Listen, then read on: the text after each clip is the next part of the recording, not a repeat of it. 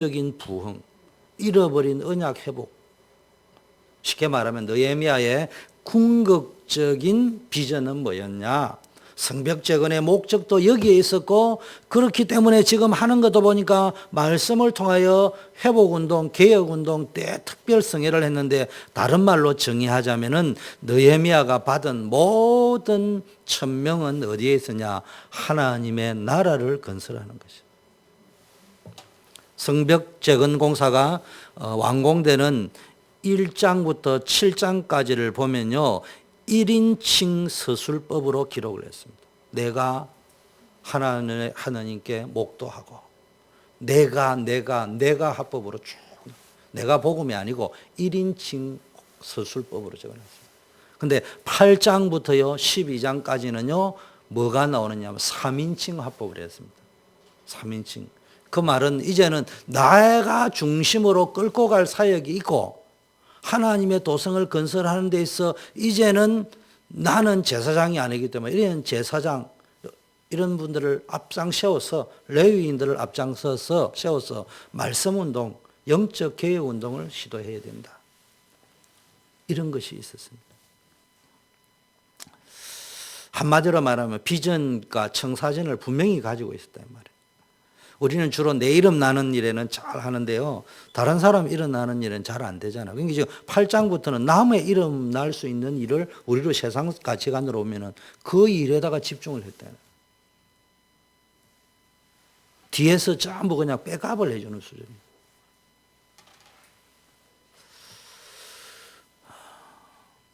그래서 주로 학사 겸 제사장인 에스라와, 그러니까 제사장 레위인들을 중심으로 일어나는 새로운 영적 운동, 영적 개혁 운동에 대한 내용들이 기록되어져 있습니다. 느헤미야가 궁극적으로 지향했던 비전이 하나님 나라 건설이었는데, 하나님의 다스림을 받는 나라를 건설하는 거예요. 하나님의 언약이 통치하는, 언약대로 움직이는 그런 나라를 건설하는 거예요. 백성들이 전심으로 하나님을 찾고 하나님 앞으로 나아가도록 만드는 것, 그게 느헤미야의 미션이었습니다. 다른 말로 하면 세계복음화. 이게 되어져 있어요. 자신을 중심으로 진행되는 일이 아닙니다. 전적으로 에스라와 제사장, 율법학자, 레위인들을 중심으로 진행되는 사업입니다. 그런데 느헤미야는 이 일에 전적으로 헌신을 했습니다. 다시 말하면 느헤미야는 자신의 이름을 내기 위한 사역을 한 것이 아니라 하나님의 나라를 건설하는 일에 자신의 인생을 바쳐서 헌신한 것이다. 이게 중직자 선교, 산업 선교의 모델입니다. 중직자 시대, 산업 선교 시대에 여러분이 모델이 돼야 돼요. 우리가 무슨 이야기냐? 여러분이 해봐야 주목사님 이름만 밖에 안 나는데 이렇게 생각이 들 수 있는 일이 있다니까. 우리 뭐 죽으라고 헌신해봐야 유목사님 이름 나지만 내 이름 나냐? 이렇게 싶은 일들이 있을 수 있다니까. 그게 다 속는 거라니까. 정말로 세계복음하고 복음운동하고 전도운동하기 위해서 내가 뭡니까? 내 인생을 걸만한 비전, 가치를 찾아내야 되는 거예요. 자꾸 이야기하는데 이거 못 찾아내면 안 됩니다.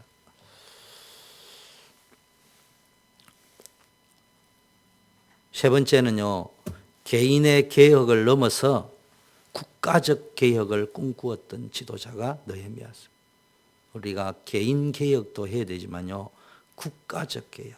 그래서 우리는요, 계속 이 교회를 중심으로 하나님의 나라를 현장마다 세워나가는 하나님의 나라 건설하는 일에 쓰임받았는데, 그게요, 넓게는 세계복음하고 구체적으로는 지교회입니다. 내가 있는 지역에서 교회화시키는 거예요. 그리고 지교회는 단순히 성경 공부하고 예배 드리는 것이 아니고 정확하게 말하면 전도 운동을 일으키는 장이다. 이걸 놓고 기도하셔야 돼요. 당장 예배 드리고 성경 공부밖에 할 수 없어도 여러분이 알고 있어야 되는 것은 이게 우리가 있어야 될 1차 목표가 아니고 궁극적으로는 전도 운동이 일어나야 된다. 또 심지어는 우리가 모이는 이 교회도 예배가 목적이 아니고 예배를 통해서 힘을 얻어서 뭡니까? 모였을 때는 예배가 목적이지만 흩어져서는 전도운동이 일어나도록 해야 된다. 자, 본론으로 들어가세요. 오늘 8장 1절에서 12절을 보니까 율법 낭독, 정확히 말해요. 율법을 읽어주는 운동이 일어났다. 율법 읽어주는. 요즘 우리말로 이야기하면 말씀 운동이 일어났어요. 그럼 말씀 운동에는요, 특별하게 능력이 필요한 게 아니에요. 우리는 자꾸 뭘 훈련을 안 받았다, 뭘 안 해줬다 이러는데 간단합니다.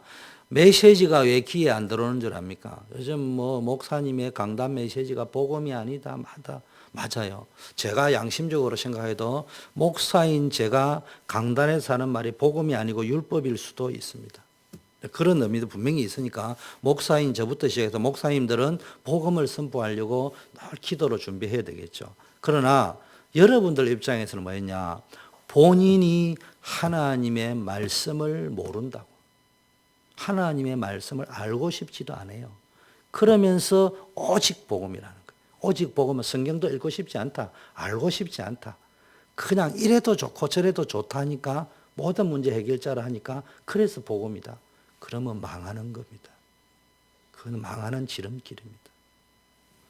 여러분, 운전을 하려면 운전 연습을 해야 됩니다. 제가 운전을 할 적에 앉은 사람에게 물어봤습니다. 내가 딱 앉으니까 시각에 저기 사람이 들어오는데 저기가 몇 센치 정도 되느냐 이래 물어보니까 안 가르쳐 주고요. 운전을 잘하면 몸에 탁 붙어가 딱 보인다는 거예요. 미치겠나? 그 말을 못 알아듣겠더라니까. 그래 물어봐도 구체적으로 안 가르쳐 주고 몇 센치다 소리도 안 하고 그냥 가면은 다 된다는 거예요. 그래서 연습을 딱 운동장 앞에서 하는데요. 아이고 이게 어린아이가 갑자기 튀어들어와 버렸네요. 지금도 끔찍합니다. 그 생각만 하면. 그 아이가 내 차에 갈려버렸으면 걔도 죽어버렸을 거고 나는 감옥 속 갔을 거 아닙니까? 무면 운전인데. 그런데요. 어느 날 그 말이 이해돼서요. 운전을 해가 면허증을 땄는데도 운전하는 게 겁나더라니까. 고속도로 나가기도 겁나고. 그런데 이제는 운전이요. 딱 몸에 붙어가지고 그냥 알아요. 탁 넣으면은 어디에 바퀴, 어느 정도 들어간다니 딱 나와.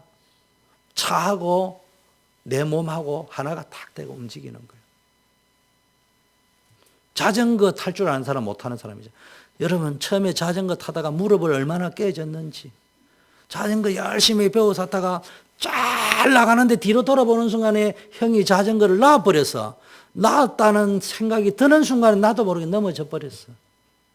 이런 과정을 거치다가 이제는요 자전거를 쭉 타다 보면 넘어질라 해도 중심을 어떻게 잡는지 알잖아. 오토바이도 제가 타봤습니다. 제가 오토바이를 잘못 타다가 탈장도 걸려봤습니다. 사고가 날 것 같아가지고 막 차가 막 오토바이를 못 타가 이래저래 가니까 이 참 한국 사람들은 악하죠. 못하면 비껴줘야 될 건데 클락션 빵빵 울리고 막 차가 이리 갔다 저리 갔다 하고 막 나를 더 놀리는데 잘 타면 논리도 되는데 못 타니까요. 나 살고 싶은 본능이 있으니까 어른 두 다리를 놨고 이게 스쿠터를 들어버리니까요. 막 스쿠터 속도가 있으니까 이거 빙빙 돌잖아요. 이게 막 이래 돌아가니까 스쿠터를 잡고 그러다 보면 나도 모르게 힘을 주가 이게 장이 빠져나와 버렸어. 그전은 힘들어. 그런데 이제는 탈 수 있어요. 그런데요, 운전은 자전거는 오토바이는 선택이요. 안 타도 돼요. 물론 자동차는 미국에서 타야 되겠지만. 그런데 인생 운전은 필수입니다. 그 인생 운전에 결혼을 했을 경우에 일어날 수 있는 문제들은 어떤 일이 있느냐? 남자와 여자 관계 어떻게 했냐? 직장 생활을 어떻게 해야 되느냐? 물론 오직 복음 맞아요. 그러나 그거를 위해서 하나님 우리에게 말씀을 주시고 율법을 주셨습니다. 그럼 내가 그걸 읽어야 됩니다. 그거를 지키라는 말이 아니고 읽고 어떻게 했는지 부모에게는 어떻게 효도해야 장수가 부모에게 효도해야 축복받는다 했잖아요. 그걸 알아야지. 오직 복음 이래 이야기하면 답이 안 되지. 오직 복음이라는 말은 인간의 힘으로 안 되기 때문에 하나님의 은혜로 그리고 내가 그것을 잘못한 죄를 지었을 적에 다시 용서받는 길을 이야기하는 겁니다. 그런데 오늘날 많은 사람들이 여러분 불신자도 축복받을 적에는 왜 축복받는지 연구를 해봐야 됩니다. 우리가 말하는 일반 교회에서도 축복받는 사람들이 왜 축복받는지 연구를 해봐야 됩니다. 왜 우리는 이래 복음인데 축복을 못 받으면 못 받은 이유도 연구를 해봐야 됩니다. 왜 그럴까요? 제가 볼 때는 우리가 지금 넣은 게 성경으로 돌아가야 됩니다. 성경으로 돌아가야 돼요. 그리고 복음으로 돌아가야 돼요. 그리고 그게 전적인 은혜요. 그렇기 때문에 우리는 믿어야 되는 거예요. 저는 안타까운 게 우리 단체 그렇지 않은데 많은 사람들이 너무 성경 안 읽습니다. 성경에 무식합니다. 성경에 뭐 피노키오가 나오는 줄 알고 있을 정도. 그래가지고 뭐 복음이라고 나 끔찍합니다. 그래도 렘넌트래 자기가. 와, 나는 말은 안 했지만 머리가 쭈뼛 쓰더라고요. 그게 그럴 수 있죠. 그런데 이 현실을 알까 우리 유 목사님께서. 이 렘넌트들이 피노키오가 성경에 나온다고 이야기할 정도.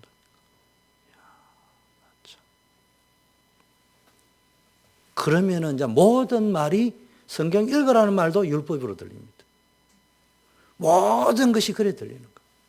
그냥 뭐 니는 이래도 좋고 저래도 좋고 모든 거 오직 복음 이러면 오 힘난다. 힘내세요. 늘 망해가 힘내요. 힘은 내세요. 망해가 일었을 때에도 힘은 나야 일었을 거 아니에요.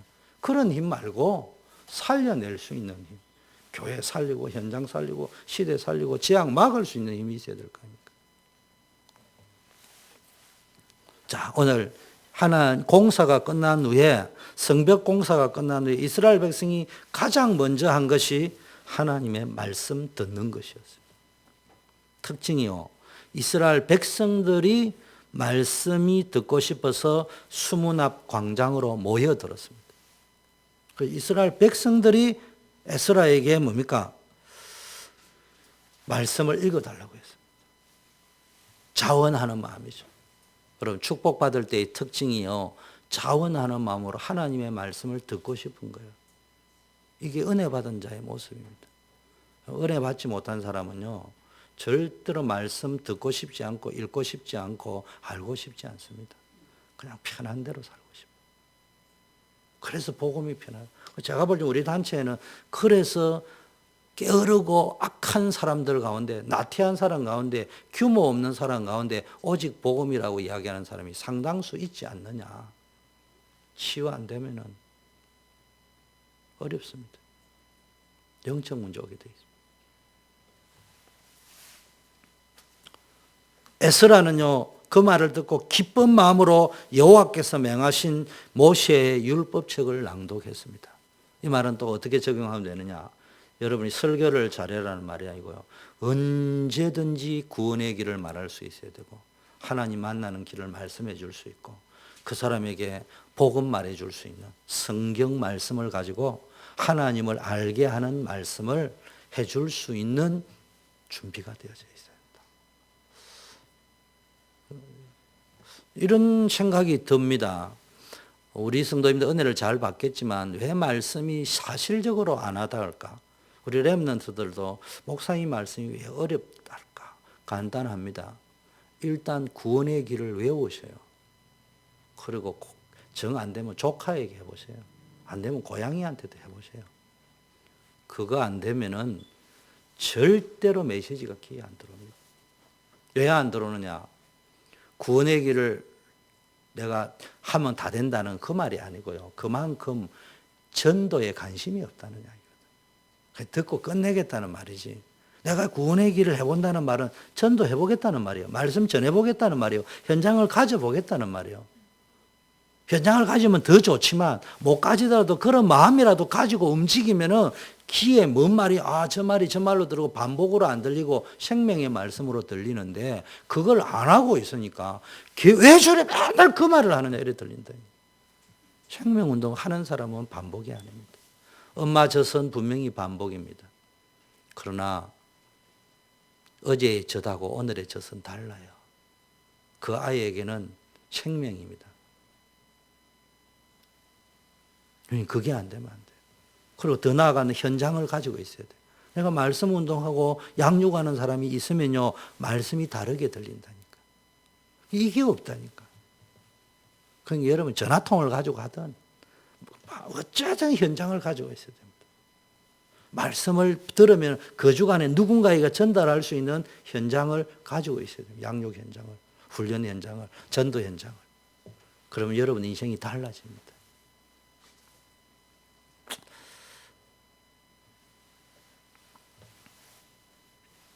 자, 백성들은 레위인의 도움을 받아서 이제는 뭡니까? 이제 낭독을 했는데 이게 이제 무슨 말인지 모른단 말이에요. 레위인들이 도움을 받아가 하나님의 말씀이 이제 깨달아지는 거예요. 여기서는 이제 팀 사역을 했다 이런 말도 있겠지만 아마 이스라엘 백성이 어디로 갔죠? 바벨론 포로로 갔다 왔잖아요. 다시 돌아왔잖아요. 우리로 생각하면 뭐겠어요? 지금 이스라엘 백성들 가운데 1세, 2세, 3세가 있다 이 말이에요. 말하자면 영어권이 있고 한국권이 있다 이 말이에요. 그러니까 지금 그 당시에는 또 아람어도 쓰고 있었단 말이에요. 그러니까 이제 이게 지금 뭐 틀림없이 히브리어로 했지 않겠습니까? 악사에스라가 할 적에 율법책은 모세의 율법책은 히브리어지 않겠냐 제가 짐작이 됩니다. 그러면 이제 바벨론 언어로 듣는 사람, 아람어로 듣는 사람 여러 가지 언어로 들을 적에 그것을 뭐라고 해야 됩니까? 통역해 줘야 되지 않겠습니까? 여기에는 뭐 깨닫게 했다기보다는 통역의 의미도 있겠죠. 근데 뭐 한글말로 영어로 하는 것도 통역이지만 저같이 경상도 버전을 정말로 미국 버전으로 바꾸는 것도 통역은 통역이요. 그래 그 사역을 했다는 이야기입니다. 그러니까 백성들이 그걸 앉아 들으면서 깨달아지니까 레위인들이 눈물을 흘리며 통회하는 일이 벌어졌다. 이런 내용입니다, 지금. 자, 한마디로 말하면 이스라엘 백성 안에 뭐가 있었다고요? 말씀에 대한 사모함이 있었다. 말씀에 대한 갈급함, 목마름이 있었다. 여러분, 물 마시고 싶은 생수에 대한 갈급함이 있어요. 이 정보 홍수 시대입니다. 요즘 막 얼마나 많은 정보, 말들이 많은지, 말되는 말들이 많은지, 웃기는 말들이 많은지, 재미있는 말이 많은지, 우리는 주로 그런 데 은혜 받고 있잖아요. 그런데 너무 말들이 많아가지고 진짜 생수는 없어요. 홍수 시대에 먹을 물이 없다고. 거의 구중물 수준이에요. 생수는 하나님 말씀뿐이야. 근데 그 말씀에 대한 갈급함이 있어요. 나는 우리 렘넌트들이 실수할 수도 있다고 생각해요. 좀 못할 수 있다고도 생각해요. 그런데 우리 렘넌트들 가운데 하나님의 말씀을 듣고 싶다, 읽고 싶다, 깨닫고 싶다. 그 마음이 있어가지고 조금만 하더라도요. 기도 수첩을 하든지 성경을 읽어본다. 하나님 그 렘넌트 반드시 축복하실 것입니다.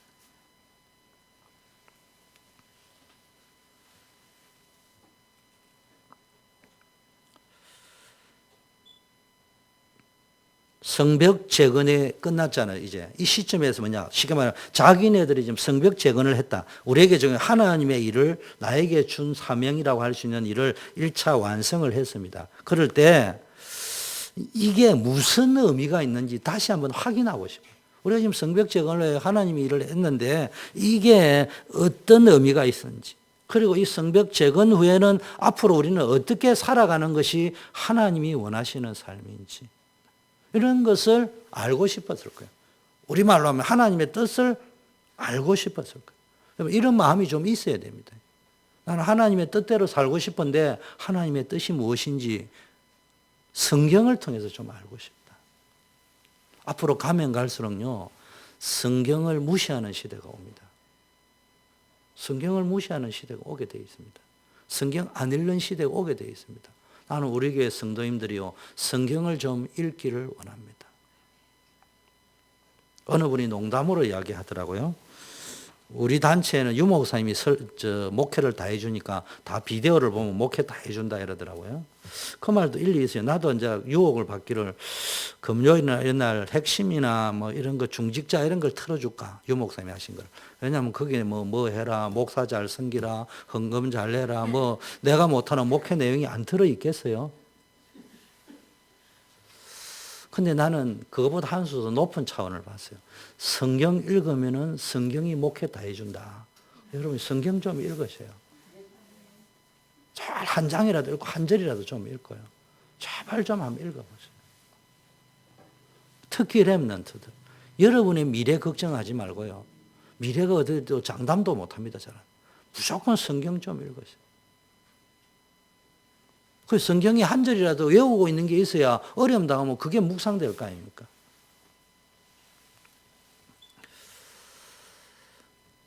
여러분이 하나님의 뜻을 어떻게 아느냐? 하나님의 뜻을 아는 길은, 유일한 길은, 물론 기도해서 알지만 유일하게 확인할 수 있는 길은 하나님의 말씀밖에 없어. 성경을 통해서 확인해야 된다니까. 기도는 왜 하느냐? 내 영적 상태가 기도해가지고 그걸 막 신비적으로 하나님의 말씀을 받으려고 하는 것이 아니고 내 영적 상태가 내 기준으로 되어 있는 걸 버리고 하나님 기준으로 만들기 위해서 내 영적 상태를 바꾸기 위해서 기도가 필요한 것이지. 하나님께로 향하기 위해서. 자, 3절에 보니까 모든 백성들이 율법책에 귀를 기울였다고 했습니다. 3절 보세요. 뭇백성이 그 율법책을 읽으니까 귀를 기울였다. 이런 말입니다. 여러분이 하루하루 살아가는 동안에 오늘 이스라엘 백성같이 하나님의 말씀에 얼마나 귀를 기울이고 살고 있느냐. 여러분, 하나님의 백성이 맞다면요, 여러분의 생활 중심에 하나님의 말씀이 있어야 돼요. 오늘의 말씀이 있어야 돼요. 나에게 주시는 오늘의 나의 말씀이 있어야 돼요. 더 정확하게 말하면은 하나님의 말씀인 성경을 가지고 자기에게 확정되어져 있는 하나님이 나에게 주신 메시지, 하나님이 나에게 주신 하나님의 뜻, 그것을 가지고 살아야 합니다. 하나님의 말씀, 하나님의 뜻을 이해하고 깨닫게 될 때 진정한 내 인생의 의미를 알 수. 내가 왜 직장 다니지? 왜 성공해야 되지? 내가 왜 목사 됐지? 왜 중직자가 되었지? 이걸 알 수 있다니까. 그걸 모르면요, 늘 힘내야 됩니다. 이번 주 강단 메시지 중에 하나가 힘내는 자리 가지 말고 힘 얻는 자리 가라 했잖아요. 언제 힘을 얻느냐? 하나님의 말씀을 통하여 하나님의 뜻이 깨달아질 적이에요. 나는 참 행복한 시간이에요. 성경 묵상하고, 오늘도 설교 준비도 설교 준비지만 성경 듣고 말씀 듣고 성경 연구하고 노트 정리할 적에 잘 행복해요. 병이 막 낫는 기분이야. 뭐 보약을 먹어야 낫고 뭐 간이 안 좋으니까 뭐 염려를 나는 너무 요새 감사하고 행복해요. 내 아내가 나를 버린 줄 알았는데 나를 얼마나 챙겨주는지. 오늘도 뭐 약 준비하러 가져서 왔는데 속으로 막 아이고 너무 행복 바이러스가 막 넘치더라고. 또 버림 당할까 싶어서 걱정이 너무 많았는데. 근데요, 착각인지 모르지만 성경 공부할 때 혼자서 성경 묵상하고 하나님 말씀 알 적에, 그리고 막 교인들이 살아나오고 막 이런 걸 꿈꿀 적에 행복해요. 그냥 아무것도 안 먹어도 배불러요. 그 밥 먹으러 올라가는데 마지못해 또 당할까 싶어서 호출이 올라올 때 내가 밥 먹으러 올라갑니다. 그러나 밥 먹고 싶지 않아요, 사실. 지금 성경이 필이 꼽혀 있는데 올라갔다 내려오면 그게 언제? 그러다 또 올라가다 해놨고 열심히 적다 보면 또 전화 와요. 왜 전화를 했는데 안 올라온다. 그러면 또 알았다 해놨고 또 정리합니다. 그 맛이 얼마나 좋은지 몰라.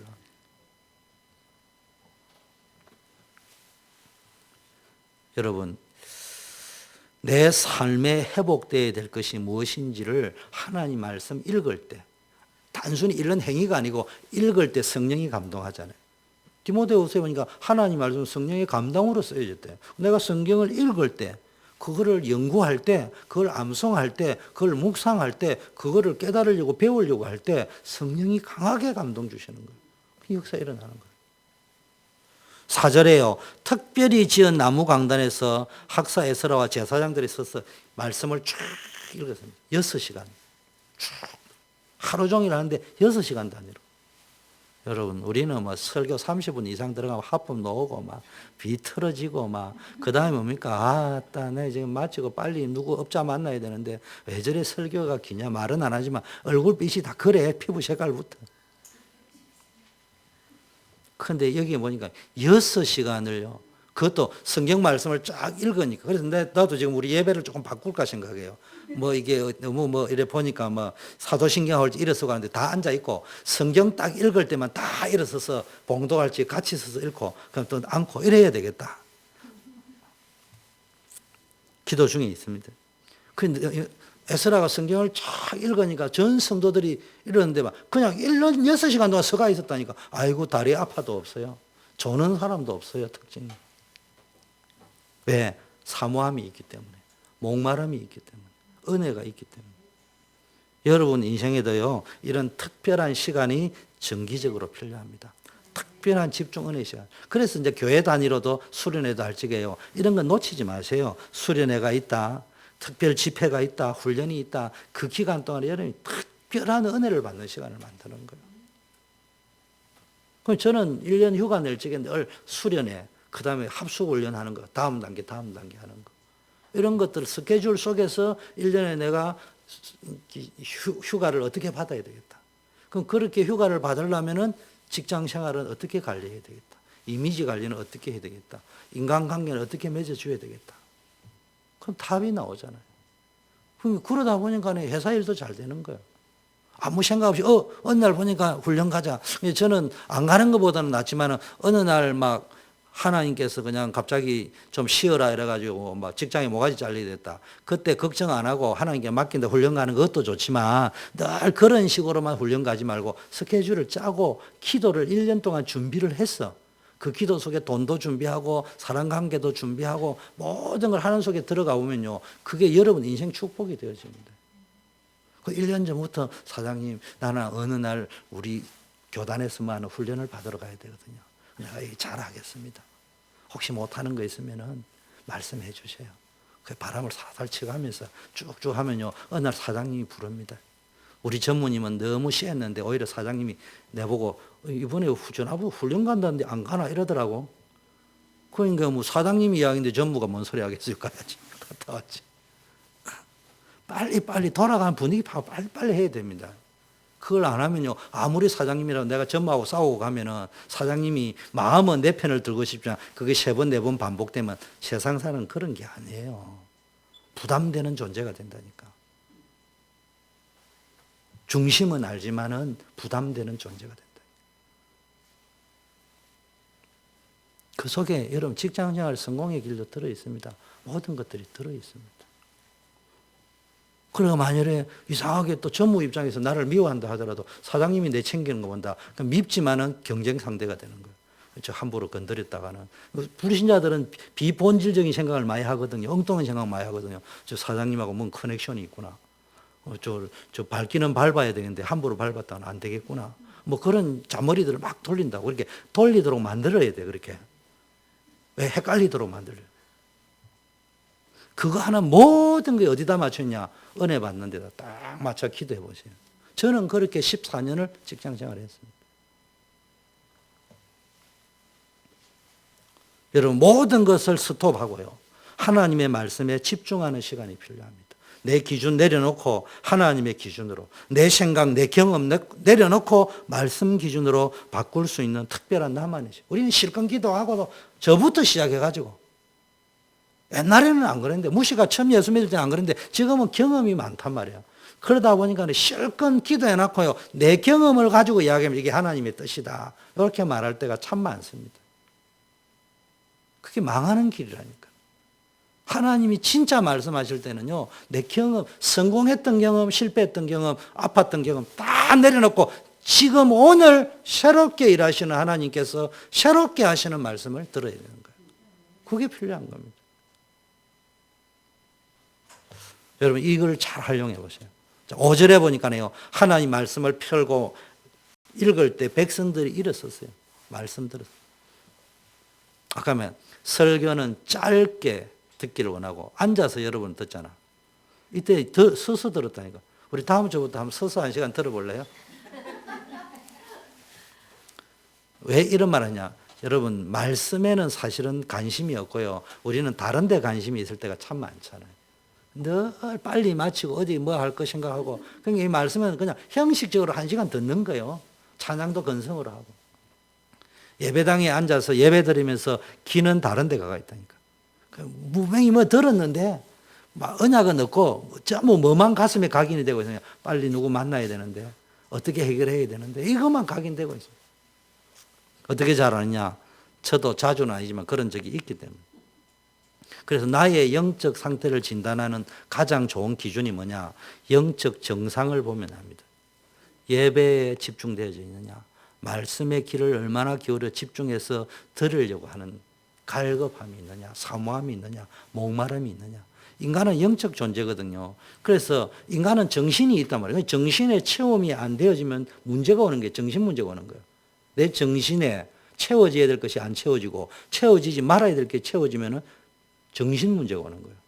육신에 있어야 될 것이 있어야 되는데 잊지 말아야 될 것들이 중금속이나 이런 게 중독이 되고 독소가 중독이 되면 모여 있으면 뭐가 하는 거야? 건강에 이상이 오는 거예요. 육신에.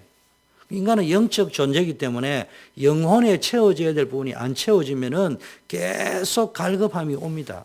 그럼 다른 것으로 채우게 되어 있습니다. 그걸 집착 또는 중독이라 하는데 그럼 뭐가 오니까 영적 문제가 오게 되어 있습니다. 이거를 해결할 수 있는 가장 좋은 것은 내가 영적으로 건강하냐 아니냐는 예배에 대한 목마름, 말씀에 대한 목마름이 얼마나 있느냐, 건강하게 있느냐. 굉장히 중요합니다.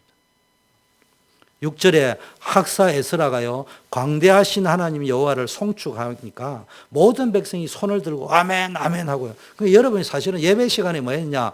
최 집사님 쳐다보세요.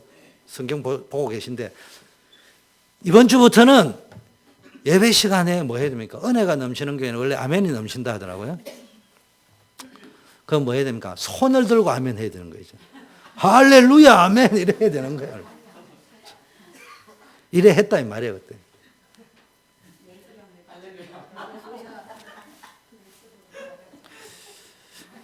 그 중요한 거는 이때는 연습을 안 했다는 겁니다. 나도 모르게 감동이 나와서 막 나왔다는 거예요. 요즘 연습하는 걸 보고 리허설이라 하는데 여기는 리허설이 없는 살아있는 라이브 상태였다는 거예요. 그렇지 그런 거죠. 지금요 한국 교회 위기가 뭡니까? 진짜 예배가 죽어 있습니다. 형식화되어 있습니다. 마음이 하나님께 가까이 있는데 마음은 딴 데 가까이 있고요. 한국 교회가요 자꾸 타락하고 숫자는 많고 교인 수는 많은데 왜 교회가 자꾸 부패하고 타락하고 이제는 교회가 욕을 그렇게 많이 들어먹느냐. 교회 보세요. 교회 강당인지 코미디 현장인지. 옛날에 뭐요 장소파리처럼 뭐 만담 현장인지. 엔터테인먼트. 목사가 엔터테인먼트. 문제는 삶의 변화가 없다는 거예요. 설교를 그래 많이 듣는데 말씀을 그렇게 많이 듣는데도 변화가 없어요. 각인, 뿌리, 체질이 안 바뀌어요. 자기 기준대로 살아요. 그냥 듣고요. 아무개 목사님 설교가 은혜스러웠더라. 그러나 나의 우선순위는 역시 어쩔 수 없어. 여기는 미국이야. 거기에 딱 각인된 거예요. 그러면 저는 그게 잘못됐다고는 생각 안 합니다. 맞기 때문에. 그러면 여러분 남은 인생은 그대로 응답입니다. 여기는 미국이야의 응답을 누리면서 열심히 사시기 바랍니다. 그렇게밖에 못 살거든요. 여기는 미국이야밖에 응답이 안 와요. 그러나 미국을 살려야 되겠다고 딱 바꾸면은 미국을 살리는 응답이 오기 시작한다니까. 그걸 잘 알아야 됩니다. 나는 미국에 살아야 되겠다. 미국에 살 수 있는 응답이 올 겁니다. 그러나 미국을 살리는 걸 잡으면 살릴 수 있는 응답이 올 거예요. 아멘이 넘치는 예배가 되어야 됩니다. 찬양을 하는. 여러분 예배 시간 인본주의로 1시 30분인데 요즘에 찬양인도 할 적에 1시 15분 해놨다. 나 그걸 보면서 참 비참하다. 어째 이래 해야 되느냐. 예배 시간이 1시 반이라면 여러분 찬양이 2곡밖에 안 하는데 아쉽지 않아요. 그 예배 또 1시간 그래도 제가 설교는 이러지만 그렇다고 또 6시간 할 수는 없잖아. 그렇다고 또 제가 6시간 할 수는 없잖아. 느헤미야서를 의지해요. 6시간을 그거는 또 객관성이 없다고 하거든. 그러니까 이제 짧게는 해야 되는데 문제는 그러면은 뭘 시간이 주니까 찬양은 좀 마음껏 하고 싶잖아, 솔직히. 그러면 좀 30분이나 일찍 와가지고 우리 찬양을 그때 좀 마음껏 하자. 준비 찬양이라는 개념은 사실은 없지만 그 찬양도 따갑게 불러보고 찬양이 살고 아멘이 살면 교회가 산다니까요. 예배 회복하시는 주역 되기를 바라겠습니다. 자, 레위인들이 이제 그 다음에 읽기만 읽었는데 아까 말했다시피 사람들이 모른단 말이야. 언어가 다르기도 하고. 그러니까 레위인들이 다 그 처소에 있는 백성들에게 율법을 깨닫게 했다. 뭐 이거를 학자마다 다릅니다. 이 사람들이 하는 레위인들 이름이 쭉 나와 있거든. 7절, 8절에. 이 사람들이 하는 주 사역이 해석해 주는 거였다. 또는 통역해 주는 거였다. 아니면 이걸 다시 재해석해 주는 거였냐? 뭐 학자마다 다릅니다. 그러나 중요한 것은 우리는 그게 크게 의미가 아니고 중요한 것은 통역을 한 것도 깨닫게 한 거고 모르는 사실을 깨닫게 한 것도 그것도 깨닫게 한 겁니다. 어쨌든 중간 사역자들이 해야 될 일이 뭡니까? 깨닫게 하는 것. 깨닫지 못하면 개인화가 안 됩니다. 적용할 수 있는 개인화 작업을 해줘야 됩니다. 그래서 교회에 왜 레위인들의 역할, 부교역자들의 역할, 중간 사역자들의 역할인데 이분들이 이걸 잘했단 말이에요. 이게 오늘날 팀 사역일 수도 있고요. 각 기관 예배 때 부교역자들이 설교할 때 자기 현장을 가지고요. 자기 삶을 가지고 강단 메시지를 다시 껌 씹듯이 되새김질 해가지고 씹어주는 현장이 있습니다. 글쎄요. 여러분 자세히 관찰해요. 우리 허전도사님은 한마음에 저하고 잠깐 같이 있었잖아요. 제가 설교할 때 제 기억에 설교 10편 할 적에 이동철 목사님 설교 아닌 다른 설교 해준 적 나는 없습니다. 분명히 성도들이 느꼈던 못 느꼈던 완전히 내 현장을 가지고 다시 주일 강단 메시지를 수요했습니다. 단 한 번도 예외 없었어요. 대원교에서도 제가 그랬습니다. 그러니까 성도가 같이 그거 안 되면 설교 콘테스트 되어버립니다. 성도 헷갈려요. 메시지가 너무 많아 헷갈립니다. 그런데 또 메시지를 알아도 못 알아들었어요. 그런데 현장을 가지고 그 사람들이 자기 현장에 있었던 이야기를 가지고 강단 메시지 가운데를 이야기를 해줄 저 사람 저렇게 적용하고 있구나. 그거 깨닫습니다. 유튜브에 가면은 미래지도자학교의 윤재숙 전도사 강의합니다. 그 설교 유광수 목사님 1부, 2부, 토요, 핵심, 산업 그거를 완전히 자기 현장을 가지고 새롭게 해줍니다. 반복처럼 안 들립니다. 그게 우리 단체의 특징입니다. 그 역할을 해줘야 이 사람들이 한글을 영어로 통역하는 것도 필요한 것이고 또 몰랐던 영어를 저처럼 설교를 해주는 걸 필요한데 통역은 통역자가 있잖아요. 모르는 부분을 하는 것은 저 같은 설교자가 해주잖아요. 그런데 우리 성도들은 통역을 모르는 것도 있고 미국에서는 뭐가 또 있습니까?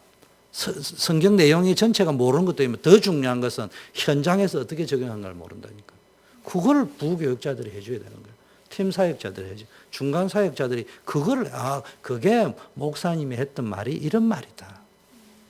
단어 해석이 아니고 그거를 해줄 수 있는 그러니까 제가 부교육자로서 그 당시에 그렇게 해주려 하니까 나로서는 내 현장이 없으면 그게 소화가 안 된다니까. 그러니까 메시지를 들을 때 그냥 들을 수 없어요. 이건 언제 내가 강단에 또 설지 모르지만 그때를 준비하면서 이 메시지를 수요 예배 때 적용할지 어떻게 해줘야 될 것인가 그걸 염두에 두고 메시지를 듣는다니까요. 여러분이 만약에 교육자들이 듣는데 나는 내 메시지 할 건데 하고 들어버리면요. 주일 강단에 절대로 은혜 안 됩니다. 그럼 교육자는 어떻게 되는 게 부교육자는 우리 교회는 안 그렇습니다. 좀 커지면요 예배 안내해죠 일 많이 하게 됩니다. 일 해버리죠. 그다음에 뭐 기회 올 적에는 그럼 자기 기준으로 다 움직여 버립니다. 그러면은 다 좋은데 일 안 됩니다. 자기도 안 되고 교회 안 되고. 그래서 내가 기도하고 있습니다. 앞으로 이제 우리 교회 부교육자를 또 세울지는 부흥이 돼서 렘넌트 교육자들을 좀 세워야 되겠다. 렘넌트란 말은 어린 사람 가운데. 그래서 이 훈련을 철저히 시켜가지고 역할을 딱 분담을 시켜줘. 여러분도 기도하시오. 9절에요. 율법의 말씀을 듣고 이렇게 하니까 다 울었다 했습니다. 깨닫게 되니까 우는 거예요. 모르면은 읽어도 뭔 말인지 모르면 아는데 쉽게 말하면 예배가 회복되어지니까요.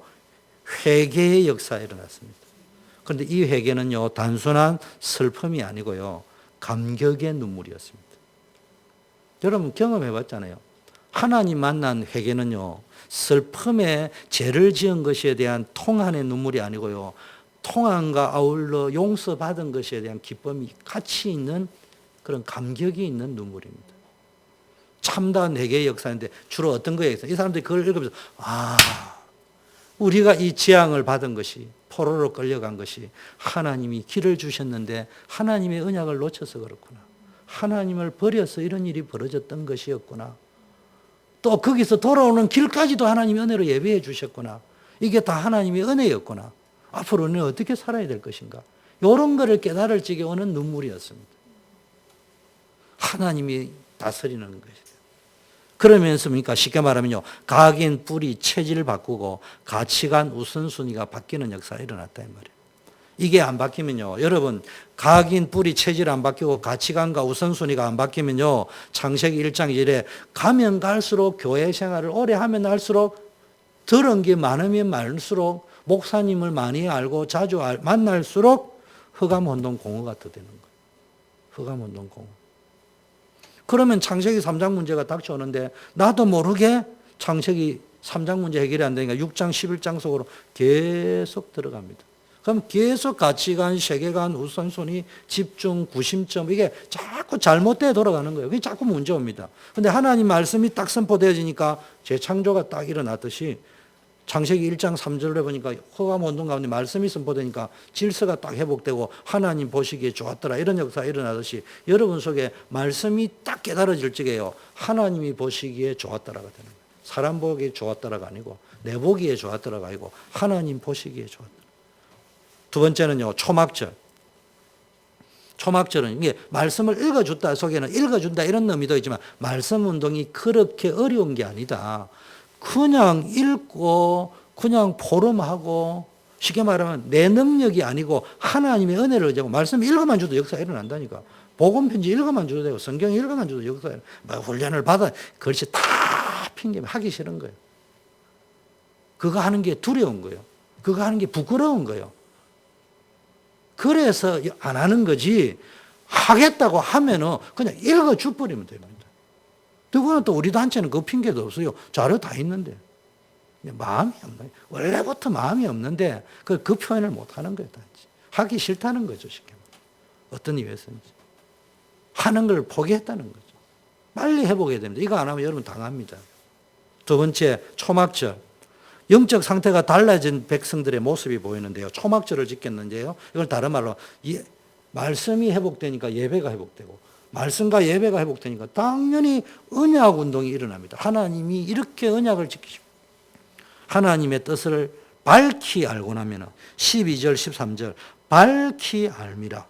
그러니까 또 밝히 알고자 하여 이런 말이 있습니다. 이튿날 하나님의 말씀을 들은 날 뭇 백성들의 족장들과 제사장들과 레위 사람들이 이스라엘의 백성들의 율법의 말씀을 밝히 알고자 하여 학사 에스라의 곳에 모여서 다시 율법책을 보았다. 이 말은 이제는 어제 말씀을 듣다가 깨닫고 나니까 밝히 알고 나니까 이제는 지도자로서 이 백성을 이제는 우리가 다스리는 지파를 하나님의 말씀으로 깨우쳐야 되겠다는 마음이 생긴 거예요. 미션이. 그러니까 내가 더 밝히 알아야 되겠다. 그래가지고 모였던 겁니다. 이런 마음이 생깁니다. 하나님의 말씀을 밝히 깨닫고 나면요. 하나님의 말씀에 좀 더 집중해야겠다고 하는 그런 마음이 생긴다니까. 여러분 말씀의 은혜를 받으면 또 말씀에 집중하고자 하는 마음이 계속 생깁니다. 하나님의 말씀 보면 잠만 온다. 그 사람 계속 잡니다. 하나님 말씀, 저는 하나님 말씀을 어떨 적에는 이야기하자면 잘 안 읽습니다. 왜냐하면 하나님 말씀을 읽기 시작하면 나는 그날 밤에는 잠을 거의 못 잡니다. 어떤 사람은 나는 하나님 말씀 보면 잠 온다는 사람 나는 진짜 이해가 안 돼요. 저는 커피 아무리 먹어도 30분 전에 먹어도 잠 잘 수 있어요. 그런데 성경을 읽었다 그날은 잠 못 잡니다.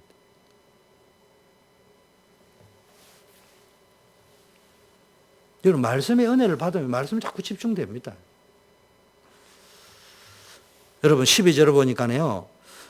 하나님의 말씀을 밝게 알았다는 말은 밝게 알고자 싶은 마음이 생긴 거예요. 밝게 알고 나니까. 반대말은 희미하게. 하나님의 말씀을 희미하게 알지 말고요. 밝히 알아야 됩니다. 12절 그들이 하나님의 말씀을 밝히 알고 가서 말씀대로 하면서 큰 즐거움을 맛보았다.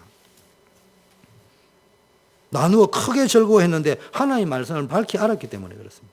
그런데 이 맛을 본 사람이요. 이제는 더 밝히 알고자 하는 마음이 생긴 거예요. 그래서 어떻게 하면 이 말씀 따라서 실천할 것인가? 그 마음이 더 간절해서 하나님 말씀에 뭐가 또 있는지 알아보자. 이래가지고 율법책을 자기네들끼리 또 모여가 율법책을 다시 한번 보니까 더 큰 즐거움을 찾아냈다. 17절에. 더 큰 즐거움 10절. 이게 정상적인 신앙생활입니다. 말씀의 은혜를 받고 나면 더 큰 은혜를 사모하기 때문에 더 하나님이 뭐라고 말씀하는지 알고 싶은 마음. 하나님이 그러면요 학교 공부도 잘 됩니다. 하나님의 말씀을 밝히 하는 즐거움, 실현하는 즐거움, 하나님이 함께하는 것을 누리는 즐거움이 있습니다. 14절, 그러던 중에 초막절에 대한 하나님의 명령을 발견했습니다. 그들은 즉시 그 말씀대로 준비하여 일주일간 초막절을 지켰는데요. 말씀에 대한 사모함이 있고 귀가 기울일 준비가 되어 있는 사람은 말씀을 깨달았을 때 언제라도 실천할 준비가 되어져 있어요. 우리는 말씀을 그냥 듣고요. 1시간 때우려고 가 있지 실천할 생각이 없어요.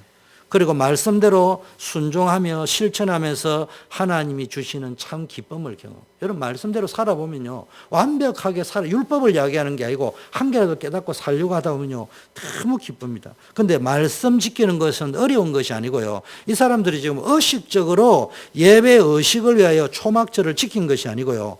그들이 수문학 광장에 모여서 말씀을 들은 날이 언제냐? 7월 1일이었습니다. 7월 1일이었어요. 성경에 그래 나와 있어요. 그런데 둘째 날이면 7월 2일이죠. 어떻게 하면 하나님을 기쁘시게 하고 어떻게 사는 것이 하나님의 뜻대로 사는 것인가 성경에서 답을 찾으려고 읽다가 보니까 초막절이 나왔는데 왜 초막절이냐? 그거를 성경 박사가 성경을 히브리어로 해석해 주셔서 깨달은 게 아니고 7월 1일 초막절을 지키는 절이 7월 달이었다. 그래서 읽다 보니까 그 많고 많은 성경 구절 가운데 초막절이 보인 거예요. 그럼 우리가 초막절을 지키자. 우리가 7월 달이니까. 이 절, 그래서 이 말은 성경을 깨닫는다, 지킨다는 게 하나님이 우리에게 원하는 것을 초막절을 지키라 하면 율법인데 이 사람들은 초막절을 지킨 것이 아니고 그 은혜를 받을 적에 7월 달인데 보니까 하필이면 초막절의 은혜가 있네. 그럼 우리가 그걸 해보자. 그런데 여호수아 이후에 처음으로 지켰다. 여호수아 이후에. 무슨 말인지 이해됩니까? 우리가 지금까지 여호수아 이후에 안 지켰는데 초막절을 지키자 이래 한 게 아니고 그냥 내 생활 속에 하나님 주신 시간표 속에 성경 읽다 가볍게 놓은 겁니다. 이거 누리라는데 뭐가 어렵습니까? 제가 성경 읽으라는 것도 그 말이에요. 율법을 가지고 해라는 말이에요. 읽다가 보면은 내가 얼마든지 실천 가능한 일이 있다니까. 몰라서 못할 뿐이지. 그 은혜를 받으라는 이야기입니다. 형식이 아니고요. 말씀을 깊게 묵상하는 시간을 가지시길 바랍니다.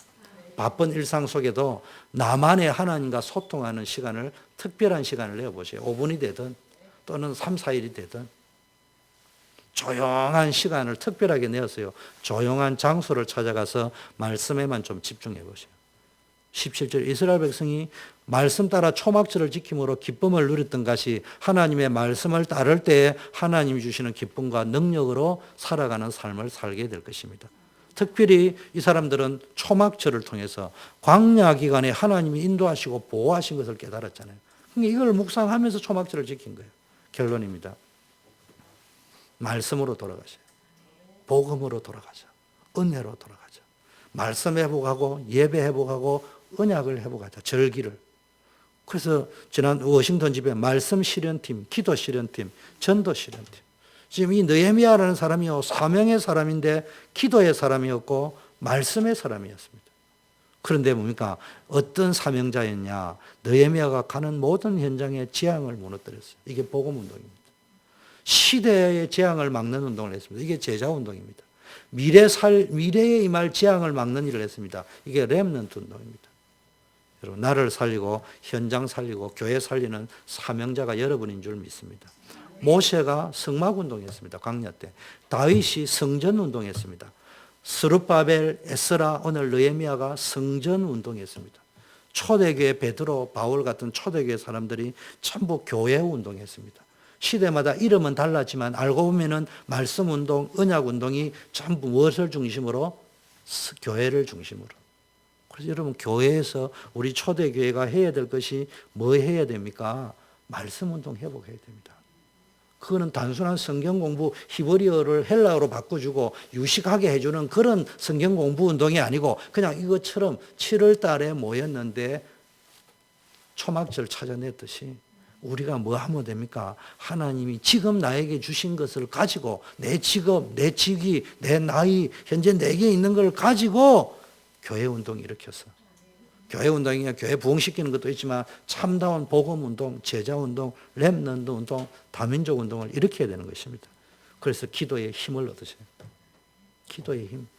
쏟지 말고 자꾸 내 감정, 내 기분, 내 기준, 내 경험, 뭐 내 자랑, 이거 다 그거 쏟지 말고 내가 복음에 쏟지 말고 진짜 복음 붙잡고요.